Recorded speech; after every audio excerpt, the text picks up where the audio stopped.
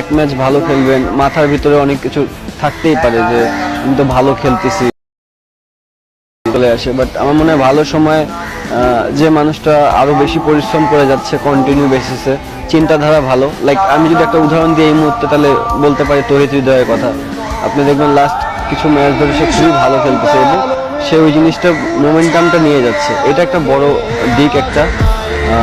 খারাপ সময় আসলে আপনার ওভার থিঙ্কিং করার কিছু থাকে না, কারণ আপনি একটা ব্যাড প্যাচে যখন থাকেন তখন যত ওভার থিঙ্কিং করবেন, যত কিছু নিয়ে চিন্তা করবেন, তত আপনার জন্য খারাপই হয়ে আসবে। আপনার কাছে একটা অপশনই থাকে, আপনি কতটুকু হার্ডওয়ার্ক করতেছেন প্র্যাকটিসটা কতটা গুরুত্বভাবে নিতেছেন, সেটা অনেক ইম্পর্টেন্ট। বাট আমার কাছে মনে হয় যে খারাপ টাইমে যত কুল অ্যান্ড কাম থাকা যায়, যত কম অতিরিক্ত চিন্তা করা যায়, জাস্ট ফোকাস নিজের ক্রিকেটটার উপরে।